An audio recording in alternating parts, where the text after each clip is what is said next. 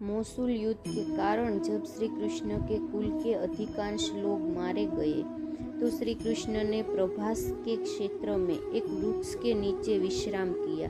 वहीं पर उनको एक भील ने भूलवश तीर मार दिया जो कि उनके पैरों में जाकर लगा। इसी को बहाना बनाकर श्री कृष्ण ने देह को त्याग दिया। बलराम भी समुद्र में जाकर समाधि ले लेते हैं। जब अर्जुन के पास यह समाचार पहुंचता है तो वे द्वारिका पहुंचते हैं। उन्हें द्वारिका पहुंचने पर भगवान श्री कृष्ण की सभी पत्नियों सहित कई यदुवंशी महिलाएं विलख विलख कर रोने लगती है।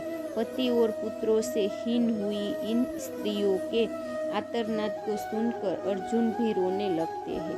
उनसे उन स्त्रियों की ओर देखा नहीं जाता है। उनकी आंखों से लगातार अश्रुधारा बहने लगती है। यदुवंश की सभी स्त्रियां अर्जुन को घेर कर इसे आस में बैठ जाती है कि अब हमारे बारे में कोई तो निर्णय लेने वाला आया।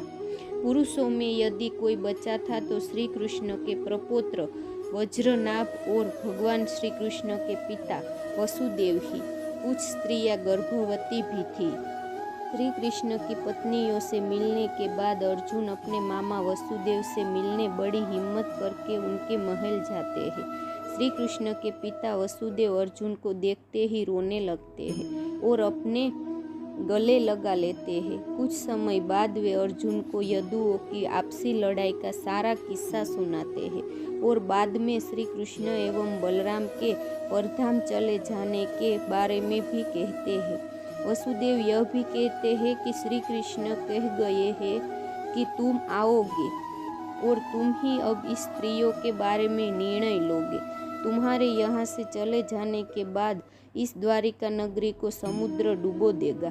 कुछ समय रुककर वसुदेव कहते हैं कि मेरा भी अंतिम समय आ गया है और तुम ही मेरा अंतिम संस्कार भी करोगे। अर्जुन वसुदेव की बात सुनकर मन ही मन बहुत दुखी होते हैं। तब वे वृणी वंश के सभी मंत्रियों से मिलते हैं और वे इस वंश के सभी स्त्री बालक और बूढ़ों को यहाँ से इंद्रप्रस्थ ले जाने के लिए इंतजाम करने को कहते हैं। उस दिन अर्जुन रात को द्वारिका में ही रुकते हैं। सुबह समाचार मिलता है कि वसुदेव ने अपनी देह छोड़ दी। यह समाचार सुनकर द्वारिका में फिर से महिलाएं रोने बिखरने लगती है। तब अर्जुन अपने मामा वसुदेव के अंतिम संस्कार की तैयारी कर उन्हें नगर से दूर एक स्थान ले जाते हैं। उस समय हजारों की संख्या में द्वारिकावासी भी उसके साथ होते हैं। पीछे पीछे वसुदेव की पत्नियां भी चल रही थी।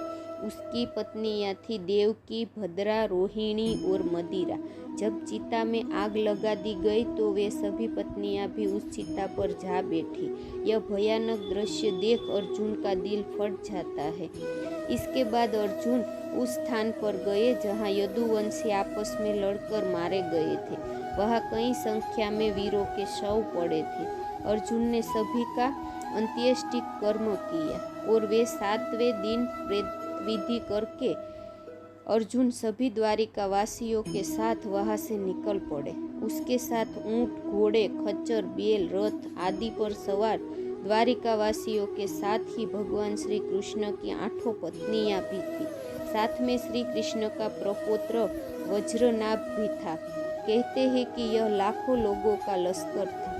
अर्जुन के द्वारिका से निकलते ही नगरी समुद्र में डूब जाती है। इस अद्भुत दृश्य को द्वारिकावासी अपनी आँखों से देखकर आश्चर्यचकित हो जाते हैं।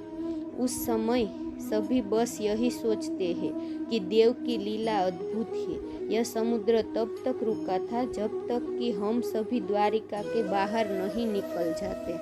रास्ते में भयानक जंगल आदि को पार करते हुए वे पंचनद देश में पड़ाव डालते हैं। वहाँ रहने वाले लुटेरों को जब यह खबर मिलती है कि अर्जुन अकेले ही इतने बड़े जन समुदाय को लेकर इंद्रप्रस्थ जा रहे हैं तो वे धन के लालच में वहां धावा बोल देते हैं। अर्जुन चीख कर लुटेरों को चेतावनी देते हैं लेकिन लुटेरों पर उनकी कोई चीख का कोई असर नहीं होता है और वे लूटपाट करने लगते हैं।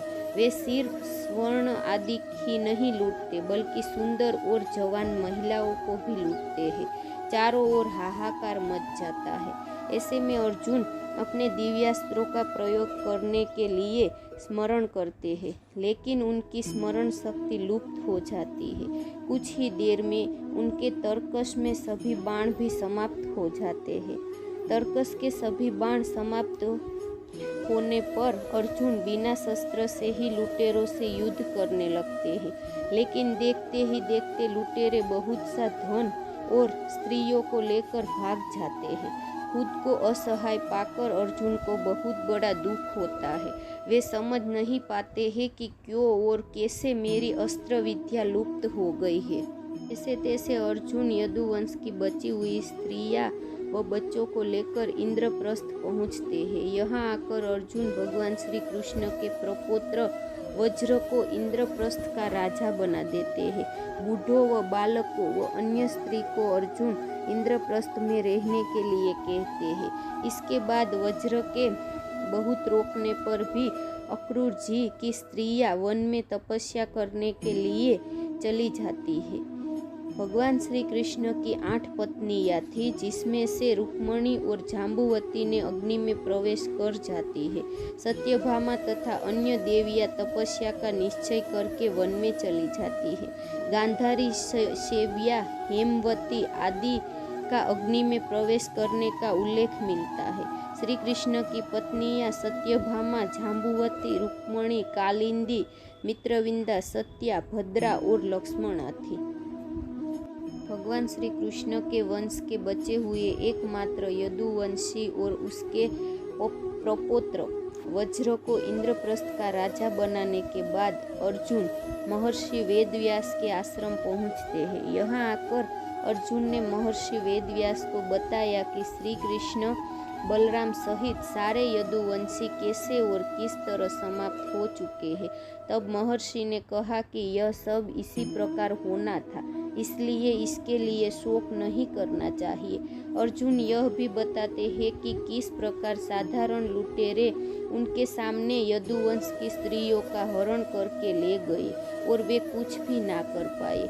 इसके बाद किस तरह श्री कृष्ण की पत्नियां ने अग्नि में कूदकर जान दे दी और कुछ तपस्या करने वन में चली गई।